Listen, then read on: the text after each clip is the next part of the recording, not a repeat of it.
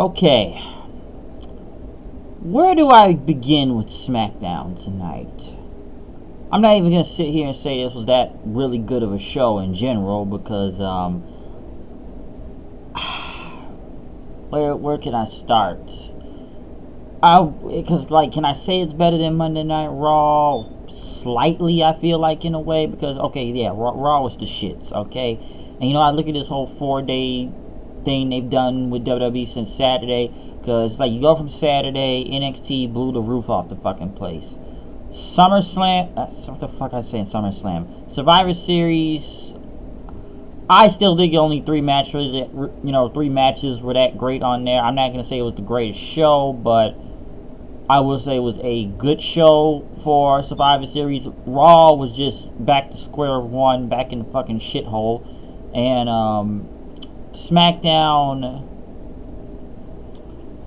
Where do I begin with SmackDown? Because like the biggest thing at the beginning of this show, because like I said, I feel like there was a lot of filler going on here tonight. With just because Thanksgiving is is in a few days, and we kick it off with Charlotte, who came out, which she had cheers, then boos. So I'm sitting there wondering myself, you sure she's a heel? Because she damn near came off as a face tonight. Because, she's, and like now they think she's a badass. Like, they don't even think she's heel. They think she's a fucking badass coming out there when Charlotte, just multiple woo chants. Nobody was really booing. There was more cheers for Charlotte. And I'm watching this because, I'm just watching this and everything, and sorry, cut my head there. And she's smiling and says, she put the baddest beating on the so-called baddest woman on the planet. She was proud of it. The crowd just kind of popped with it. And Rhonda, if she was just walking around, all gingerly saying, I'm not going to issue an apology, okay? That's not happening. And, I enjoyed every moment beating the hell out of her, she says. And she says, what she did Sunday was for SmackDown. She did it for all the girls in the back. And she did it for the champ. She did it for Becky. Alright, she did it all for Becky. And she took what Becky said at the heart of saying, go out there and beat the hell out of Ronda Rousey. And that's what she did for her, and beat the living hell out of Ronda Rousey. And Charlotte is smiling, and that pretty much telling Rousey that you now bow down to the queen and stuff.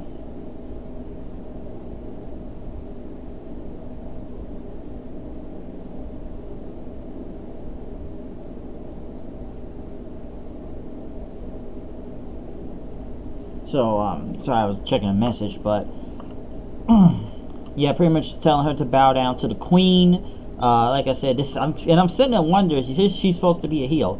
Paige is then coming out then saying, you don't have to apologize. We all enjoyed you beating up Ronda Rousey, but she pretty much went on to say that you can't do what you did on Sunday again, because I'm sure you want to finish what they started. Well, Ronda wants her, and Charlotte says, come on, TLC. Let's do it. That's the next pay-per-view, right? Come on. Let's do this again.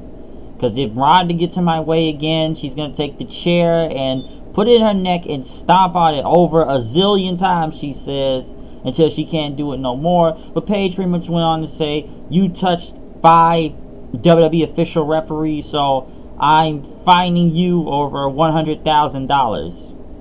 Why? I don't even know. But, Charlotte about to say something from it, but then, the Iconics come out and they tried to say some jokes about Charlotte, but Charlotte wasn't going for it because they called her kind of a psycho, and she says, which one do you want to be the next Ronda Rousey, huh? Come on, let's go here.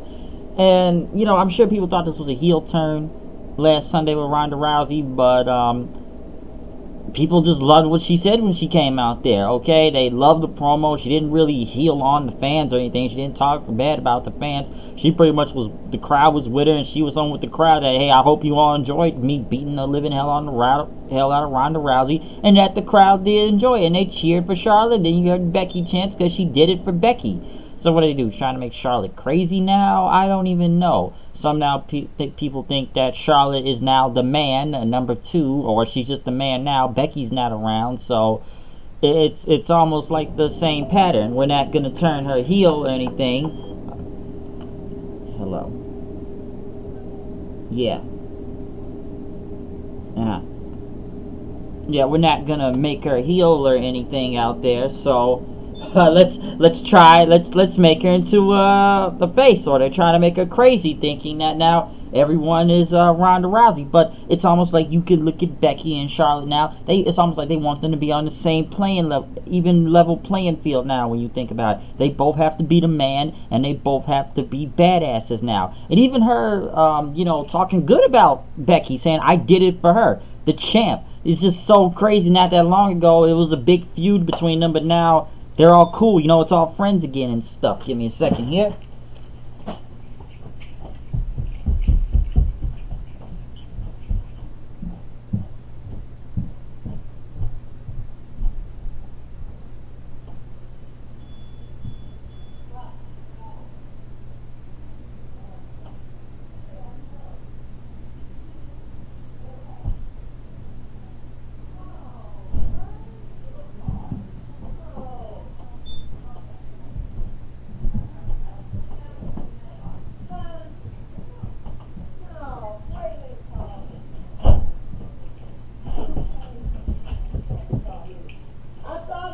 Okay.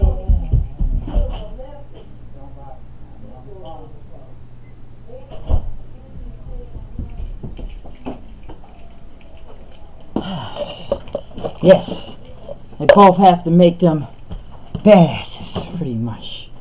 Wish I could edit that part out, but I'm not going to. But as continuing on saying, yes, they want them to be on an even level playing field. Because like I said before, it's now she praises Becky now for everything she has done and make her the champ. So it's almost like these heel turns, and at first I'm like, these heel turns must not be working with these women now, because like it's almost like they turn heel, but the fans treat like a face. And I've already said, like I said in the Survivor Series review, it's like the same similar pattern at SummerSlam.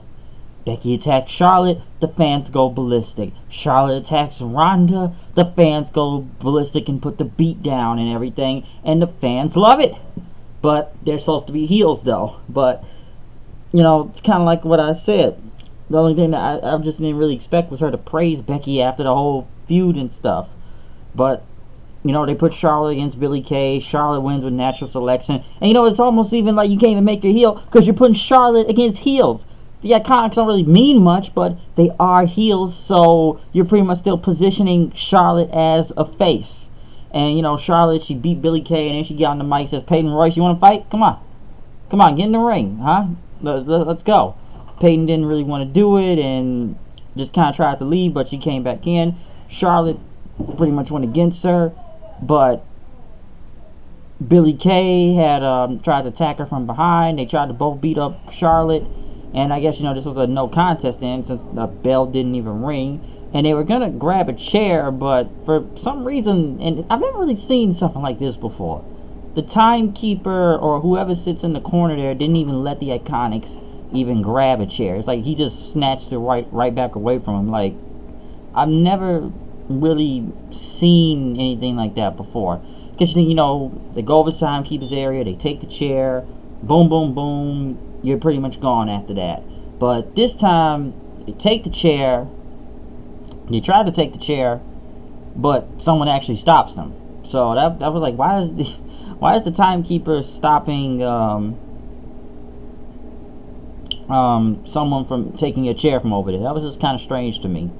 But next thing you know, Charlotte pretty much speared both of them and pretty much took both of their heads and smashed into the timekeeper's table and, put off the announce table, beating both of their heads in, throwing Billie Kay into the barricade and, kneeing her there and threw both the Iconics over the announce table as she pretty much stood on top of the announce table, kicking her feet back and saying, bow down to the queen. So Charlotte stood tall right here. I don't know if this doesn't really make her look like a heel, I can say that. Like I said before, it's almost like she's somewhat taking Becky's spot right now or something, or they put them both on the same level playing field, because I know Becky's hurt right now. We don't know when she's coming back at the time, but you pretty much now position both of them as the man. That's pretty much what they are now, both of them, when I think about it. Like, is Charlotte the new demand now or something? Because now we made them look super strong, alright, and they're both faces now. So the heels 1 minute ago, now they're faces. So I don't know where this is gonna go when Becky returns back. Is this really set up this whole 4 horsewomen battle if necessary? I'm gonna assume it's coming soon, maybe, I don't know. But is this the first steps to it? Did it? You know, the announcer tries to say, oh, Charlotte is snapped. Charlotte, you know, is unhinged and stuff. You know, she'll do whatever it takes to win, but the people love it for her, okay? And I know some people think now, well, because right now it's not really over now between Charlotte and Ronda Rousey, and people now thinking, is this still going to go into WrestleMania? Maybe, I don't know. Some people still think it's going to be a triple threat WrestleMania with Charlotte, Ronda, and Becky. I don't really know, and like I said, Becky's out right now, so we don't know when she's coming back. But it's like I said in the Raw review, you knew Charlotte was going to get some standing ovation for what she did, and she didn't really look like a heel out there. She like more of like a face, and the people loved her. And she beat up heels. She beat up the Iconics. So how is she technically heel? I know some people say that was a heel turn on Sunday, but did it look like it? Did it? Think about that. Moving on, though. The Miz came out as he got a big pop, as people, you know, chanted Miz is awesome and welcome home. And, you know, because Miz lives in the LA, so the people love him. And he said, you know, it's great to be home, and the fans pretty much popped for it then. And he talked about what happened last Sunday at Survivor Series, that it was an honor to fight alongside this guest he spoke about, and that, you know, he bleeds Smackdown blue, and he was an inspiration to everyone, and that he's the best in the world, Shane McMahon. Miz pretty much started praising, sucking up to Shane McMahon, as, you know, Shane trying to walk down the ring after what happened, you know, Sunday. And, you know, he kept saying, we, like, you know, we teamed together Survivor Series. We fought to the end, the bitter end of Crown Jewel. And, you know, we crashed through that announce table and coast to coast. And Shane's like, I did that elbow drop. I did that coast to coast. I won the World Cup tournament pretty much, which is true. So where is this we coming from? And, you know, Miz is saying, you know, at the World Cup, that's what we did. We need to become a team, he says. You know, he's already, you know, Miz already gone on a page about it. And, you know, we need to become a tag team. And Shane like a tag team for what? Why are we tagging together? And we need to be an unstoppable force. You need to be my partner and stuff. So he's like, you're gonna be my partner and everything. And Shane just looked at him like he was crazy. And he says, you know, we're going to have a match right now. He brought out these 2 local guys called Dez, I think it was, and Kevin Bryant. The Bryant brothers, or Dan Bryant. Some people thought it was a shot at Daniel Bryan, or was it a shot at Kobe Bryant because of the last name Bryant? So they pretty much bring these 2 jobbers out. And, you know, Shane is pretty much still, he doesn't really have any wrestling gear on, so he's not really wrestling anybody. And Miz, you know, he starts taking out one of these guys and DDTs him and stuff, but he just wanted to tag Shane, but he didn't do it. And Miz pretty much got caught in a roll up by the whatever Bryan brother was. So the jobbers beat Miz. Okay, as Miz looked upset, as Shane just kind of didn't really know what was really going on. He really didn't have any type of clue. I don't know where this is going. Some people think Miz is going to turn face, to what I keep hearing, and Shane's going to be heel. Like, I don't really see Miz as a face. It never worked last time. The guy's a natural heel with this whole Hollywood gimmick. So why would you want to turn him face? I don't understand that. And Shane being heel, I'm not even really sure about that. Like, he's done it in the past, but I'm not really sure how I feel about that. But, you know, it's funny that they still try to make this Crown Jewel thing sound important, you know, having that World Cup thing out there still. But we'll see where this goes. with Shane and Miz. So I'm not really sure. Even Shane didn't really bring up Survivor Series about losing. You think he would be pissed about this whole 6-1, 6-0 thing at Survivor Series. You think he'd be more pissed? You think everybody on SmackDown would be more pissed after what happened Sunday? But the only people that looked like that gave really fuck about what happened on Sunday was when the New Day came out. If you look at Xavier Woods' shirt, he had 6-1 printed on there, and he said it's our favorite holiday. They were dressed as pilgrims. It's Turkey Day, and they want to talk about what they were thankful for. And Big E says, that's what you people want to see. Yeah, that's right. I said you people, and they started talking about what they were thankful for. And then, as Woods kept saying 6-1, 6-1, and the fans started chanting 6-1, 6-1. And Kofi at the range like, I'm thankful for our win at Survivor Series, the only win we got for SmackDown, but for some reason they don't want to mention it. So at least the New Day was actually speaking truth out here about what happened last Sunday, because we won our match. Okay, so why aren't we getting the credit? It's 6-1, not 6-0, or whatever insanity numbers WWE wants to put on last Sunday, saying, the kickoff show doesn't count. The kickoff show doesn't count. It's like I said before. So what you're telling me, you just wasted everybody's time on Sunday. This meant nothing. So at least the New Day actually care. Wood says he's thankful for his 2 terabyte hard drive, I believe, on his PS4, so he doesn't have to delete Spider-Man to play Red Dead Redemption 2. Listen, advice for you, man, get a 4 terabyte hard drive. That's what I did. 2 terabytes is still great. It's going to hold a lot of space, and Spidey, I know, takes up a lot of space. I haven't played Red Dead haven't played Red Dead Redemption 2 yet, but I'm hoping to get that by Black Friday, or, excuse me, it's on my throat. Well, I hope to get it by Black Friday or sooner or later, but I do want Red Dead Redemption 2. But like I said before, like I said, 2 terabytes, it's still great. I'm not counting them against that. It's still going to hold a lot of space on the PlayStation 4. But buddy, get a 4 terabyte hard drive. You're going to need it.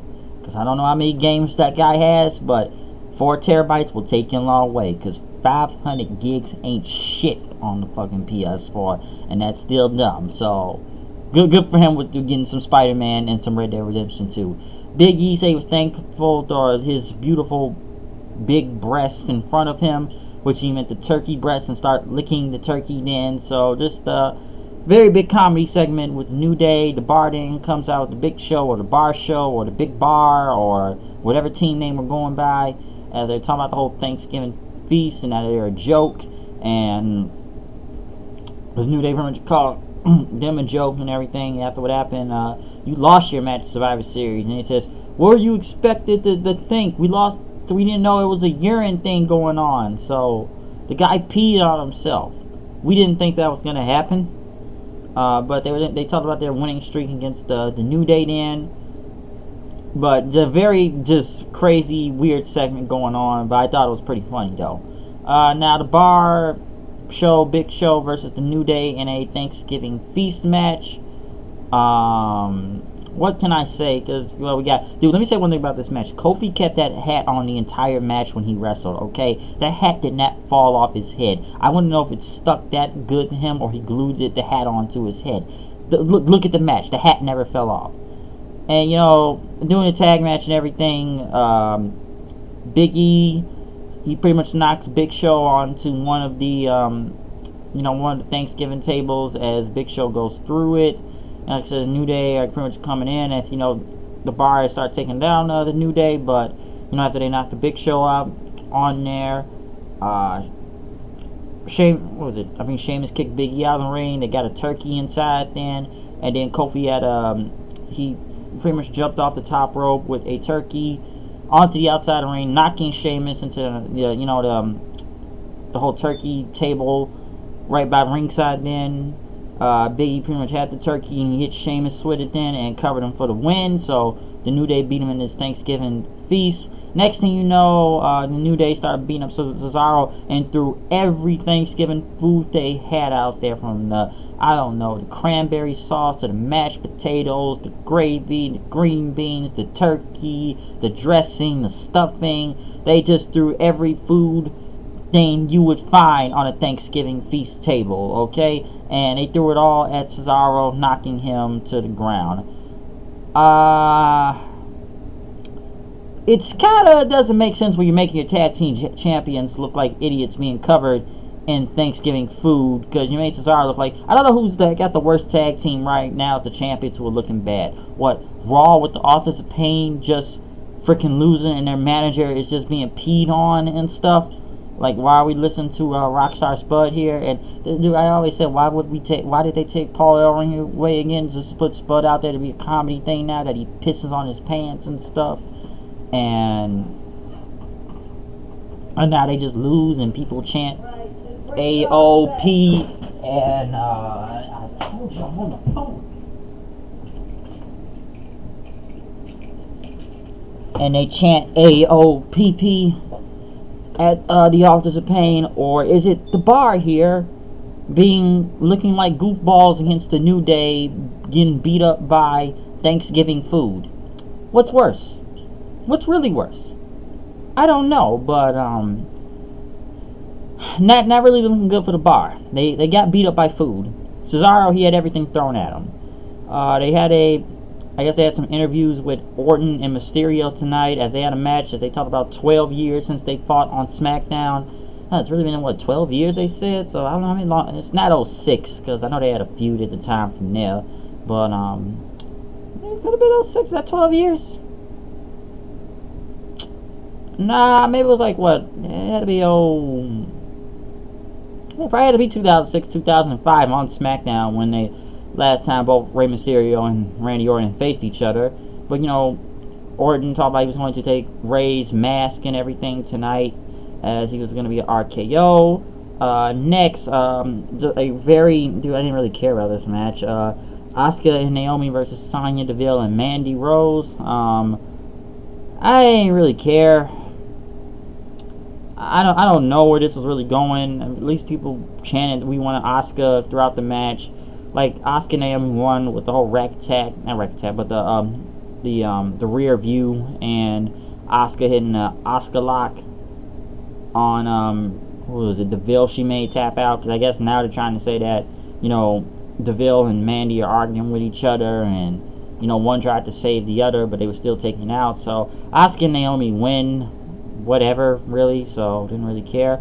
I say we get probably one of the most important things of tonight on SmackDown, other than all these just, I don't know, some comedy to bad segments out here. But one of the other biggest important things at the beginning, Daniel Bryan comes out, and I swear to God, he looked like some Kurt Cobain type of dude, because he didn't do any yes chants, and he walked to the ring very slowly, almost like psychotic in a way. And he talked about AJ Styles. Well, he'll get his rematch at TLC. But he talked about these people, that you idiots, you chant AJ Styles and stuff, and that you people don't understand what's going on here. Like, the guy's talking all slow and menacing, and it's just exploitation. And Bryan said, this is, I committed an act of betrayal, but this betrayal wasn't made last week. It was made 3 years ago when he had to retire from wrestling. And he talked about him being a hyperbolic time chamber. And he talked about Daniel Bryan, like he was speaking in third person, and that Daniel Bryan, but Bryan, unlike these fans, we don't accept failure. That I had to begin to fight, that like you say, for 3 hours a day in a hyperbolic, that time. If I say hyperbolic time chamber, I'm gonna be saying Dragon Ball Z then, hyperbolic chamber, and it's supposed to heal him, and it did so much more, and it gave him the silence and clarity to adopt this new mantra, fighting for your dreams, and they'll fight for you. So he brings that back up.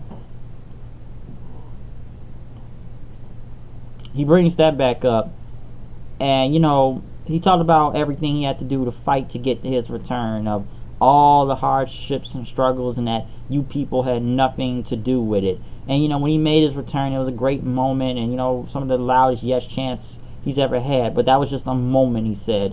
And they didn't have to, he had to fight with family and doctors, go to psychiatrists and therapists, talking about his major obsession getting back into the ring, which is kind of true, because the guy, swear to God, was helping him coming back here. And then you have to just listen. You had to listen to those people and try to tell them to move on, but he would not move on. And he moved on from the fans, though, because now, ever since I came back, these yes chants, they get quieter every week, he says. And, he stopped fighting then, but his dreams never stopped fighting, so his dreams took over him. And that's why he had to kick AJ Styles in the balls. Pretty much said, it's like, kick him in the balls. And his dreams didn't realize that, I don't need these people, because I have my dreams. And he said, I didn't have to beat Brock Lesnar on Sunday, okay? Brock Lesnar just beat the weakness out of him, that now there's a new Daniel Bryan. The old Daniel Bryan is dead. The Yes Movement is dead. All of it is dead. This is a new Daniel Bryan. And all I have now is the WWE Championship, as he said. And it's like he said, the title told him to never give up on his dreams. So he even then went to the announcer and told him that this is the new Daniel Bryan. That is the champion. As he got on the announce table and went back into the ring then, and held up the title. And okay, this was not a bad promo.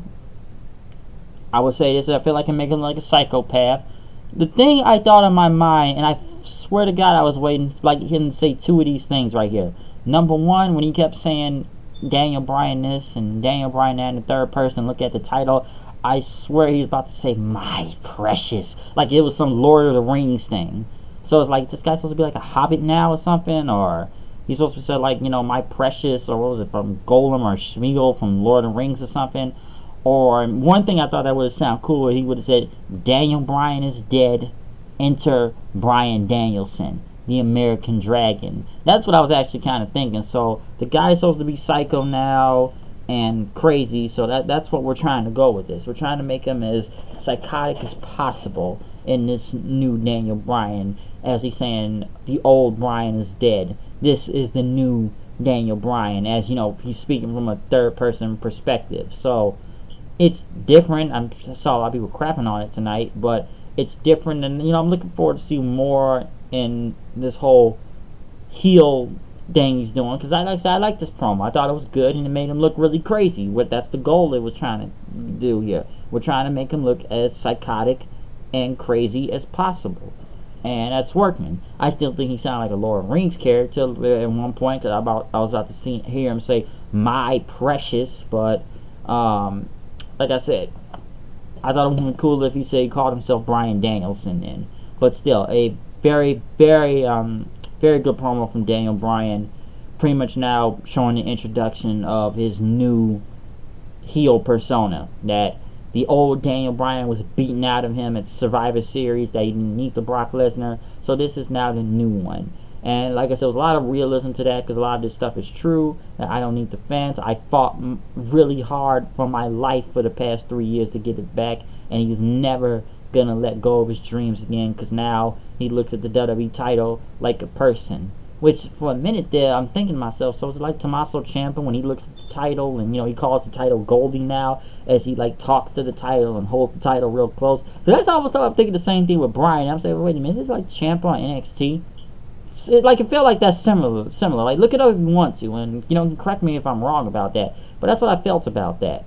They showed another vignette for Lars Sullivan. I don't know what show Lars Sullivan's going to. I already said what I said on him yesterday. I don't know if he's ready yet, but we'll see what happens. But I'm sure, like I said, Vince will probably push the move because he's a giant. Rey Mysterio went against Randy Orton in the main event. This is probably literally the best match of the night. The only really good match on the show tonight, with Mysterio and Orton.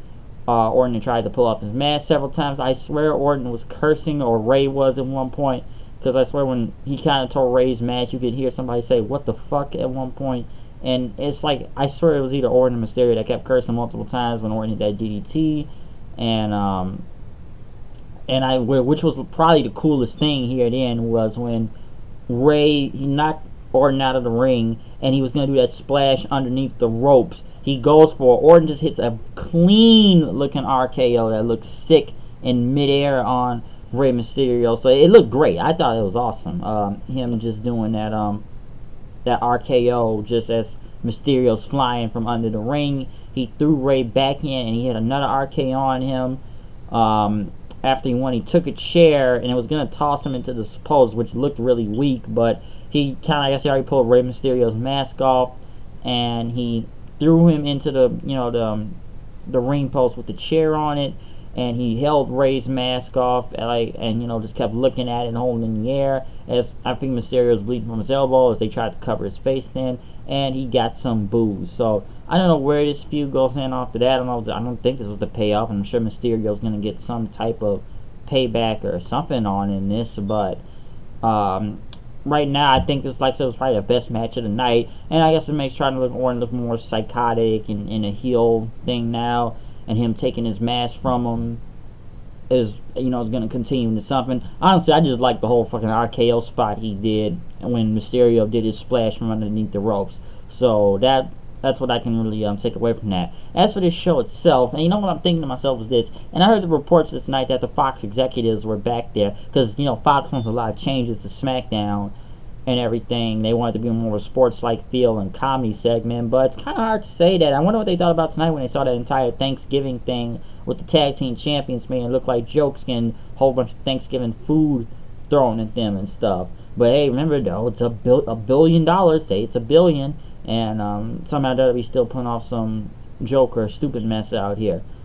And like I said, this is LA again, so this is like the final night for this whole Survivor Series weekend. I guess the executives are in the back, so I don't know how they feel about this. They got a lot of money invested in them anyway, especially for a fucking $1 billion contract, and it will be on Fox by Smackdown next year. Okay, listen, there's still a lot of what I can take away from the show tonight for Smackdown was Daniel Bryan's promo. Charlotte's promo, even though it makes it look more of a face and looks like they're pushing her more as a face than a heel, which is supposed to be a heel, but it's almost the Becky effect. They turn it into a face.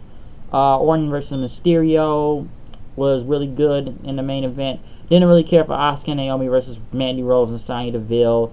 The New Day in the bar show, big bar, whatever, was just kind of way. It was a big comedy segment, of course. I did like New Day's promo and the whole 6-1 thing, since they actually won their match last Sunday at Survivor Series, and kind of set everyone straight about that. So I actually did kind of like their promo. It was pretty funny, and the whole Spider-Man and Red Dead 2 thing going on. But other than that, that's kind of what happened on Smack. Oh yeah, the whole Miz segment was just, I don't know where this is going, him sucking up to Shane and everything. Well, a minute that I was thinking, like, is this kind of be like Austin and McMahon when they tried to have Austin, be friends with McMahon? Him and Kurt Angle were trying to fight for his friendship at one point, and the whole guitar thing in the back. I don't think that's where it's going, but I'm sure one of the others going to turn on each other soon enough anyways. But Smackdown, like I said, it was slightly better than Raw. I'll say that. I'm not gonna sit here and say it was the best thing, because there was a lot of, I just feel like there's a lot of confusing and crap going on Smackdown tonight. So I would say it was, slightly better than Raw. And, as then for tonight, you just like the crowd fatigues after night one. And I know they're coming over here next year, Survivor Series in my neck of the woods. I think if I do go, I'll just make sure just to go to NXT, okay? Because I don't trust the main roster with a lot of things. And Raw is the fucking shithole of this damn show. Not this show, but Raw is a shithole in general. SmackDown is slightly better, I'll say that. And Survivor Series was... And that depends on Survivor Series. They probably got away with it this year, but that depends sometime. But like I say, NXT was probably the best thing over the weekend. I'm sure we'll get War Games in Chicago by next year. But other than that, that's my review of SmackDown. Comment, subscribe. Please check out my Survivor Series and NXT TakeOver War Games 2 review and my Monday Night Raw review as I shit on that show. Okay, so comment, subscribe. Once again, it's me, the HWD, coming with the news and reviews. Know I am, know what I do. Keep the show on that flow. It's going down. Woo! We are done with this review of SmackDown. So I am out of here. I will see you guys later. Peace out. I feel good.